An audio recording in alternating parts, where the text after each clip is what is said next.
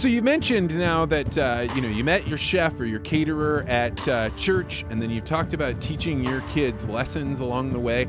Can you talk about how your value system got built up and how it's informing the way you raise kids now? Sure. The biggest thing would be my parents. Will you tilt your camera down just a little bit? Sure. Mm-hmm. There you go. Better. Yep. The biggest thing is my parents. They are in their 80s and been married since, high school sweethearts, everything.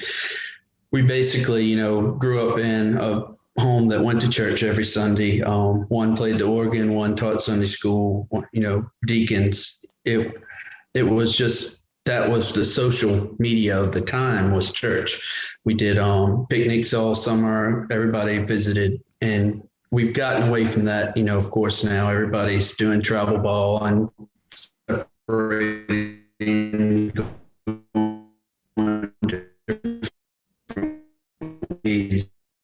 And so the world is different. Beliefs were a community-based thing, and it really worked well that, I was brought up in that.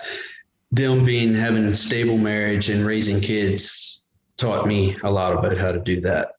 So basically it comes from them. And then once you've been parented well, you don't want to be the one that didn't do it well. You've got somebody to live up to.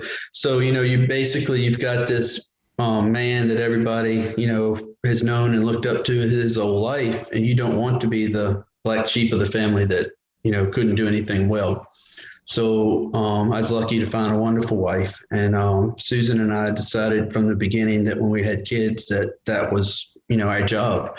And I kind of think faith is kind of that job too, is there's not a whole lot you're going to leave. The restaurant will probably be gone before I get straight. The farm is the farm. People rent land, go back and forth. But you're going to be judged on how well your children react in society and how well they're thought of.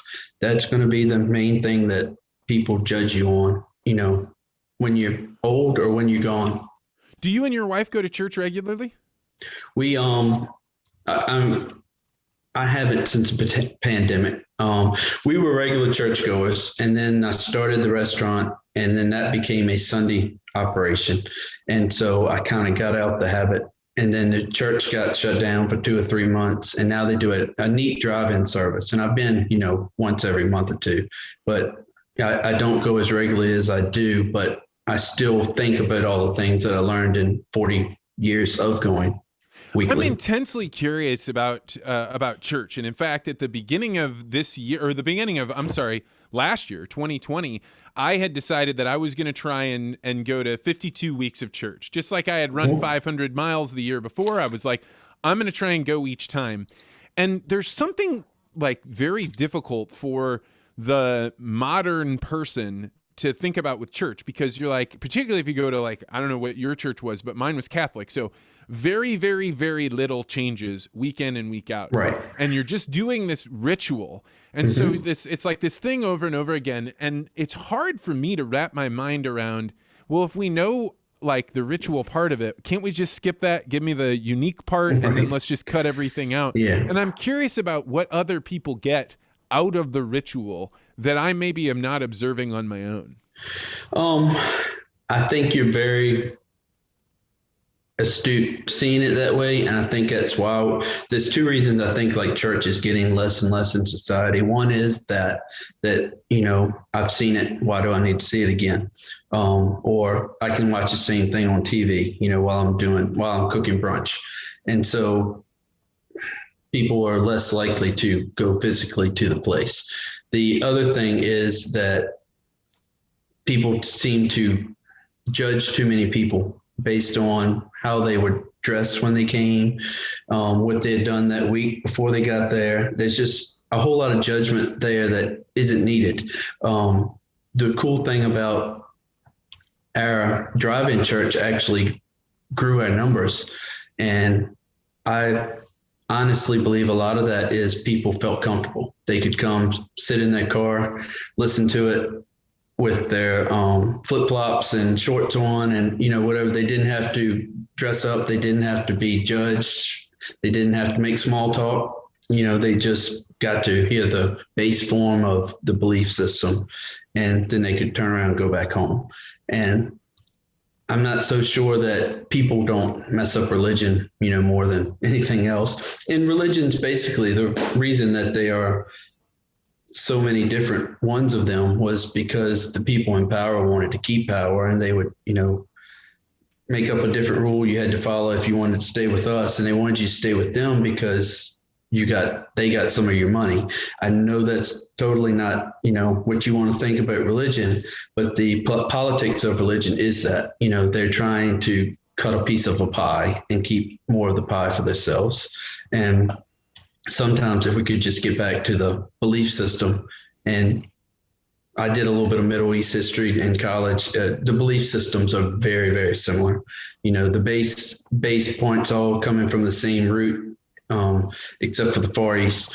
They just lost their way when the people started being in charge. When the Europeans decided to, make it so nobody else could be in it but their particular country. They broke it up into a political and religious system. The countries broke it up and became different systems, and then people were independent and they got cast out, and that's the group that came to America. A lot of them.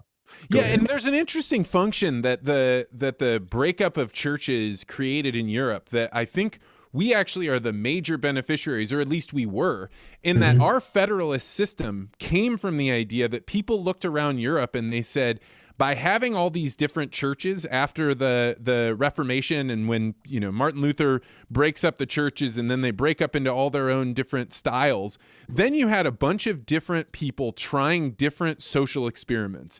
This group believes the way you get to heaven is that you work really hard, and that if you are successful, then that proves that you have predestination to heaven. So that group of people, and you have you have the Catholics, and then you have the Episcopalians, and so political philosophers like Thomas Jefferson were looking at that, and they said we should replicate that here, only remove the religion part of it, so that way we can have this federalist democracy where if you're living in St. Louis, it's going to be different than the way it is in East Virginia. And I love that, but I think we are definitely losing that over time. People want a more homogenous thing. There are groups of people that say, well, I can't allow there to be freedom in Eastern Virginia that doesn't exist in Missouri, so we've got to ratchet down on you guys. And I think we're losing one of the things that religion showed us was truly possible, was that you can run a whole bunch of different experiments and see how they work in different locations. Right. Yeah, that's what like say I was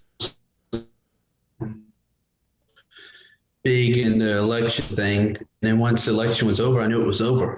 And everybody was like, "No, they're going to find this." I was like, "No, it's just the United States of America, and you have to convince a state board of elections to admit they did everything completely wrong." That wasn't going to happen, and each state could legally do it a different way. And so, if take it to the Supreme Court's going to say, we're not in charge of that election. They are, and they say it's okay, which is, what basically happened. And nobody wants that anymore. Like you said, they want, same rules for everybody. But what we're finding out, and what this pandemic has done, is that the states do still have autonomy, and the states that are opening up quicker and easier and more freedoms are gaining population. Their people are moving from these places that they have the thumb put down on them so hard they can't breathe, and every little thing is, and they're moving to a South Dakota that basically says, if you don't bother me and you stay on your ranch, we're not going to come check on you. You get to do what you want. And Florida, opened up in a quick, big way, and they're just, booming. I was down there a couple weeks ago, and it's like a different world, because one, it's, beautiful and sunny, and libations flow freely, but it just, everybody has a different mindset. They don't look like that they're walking around scared. And in the long run, that's going to be what happens to the United States, I think, is that the populations especially now, which make me think of something else, especially now that we're doing everything remotely. You don't have to be in Manhattan to work for that company. You can be in rural Pennsylvania and be able to visit Manhattan every couple of weeks, and still work and do the same job you were doing. It's going to drive the people to spread back out. But then what does that happen when they all come to a rural area and want to vote back the things that they voted for? Thanks for checking out this podcast short. If you like this interview, make sure you hit the like and subscribe button and hit that bell so you always get notified about this podcast. And if you're really interested in conversations like this, you may want to consider joining the Articulate Ventures Network. To find out more, go to network.articulate.ventures.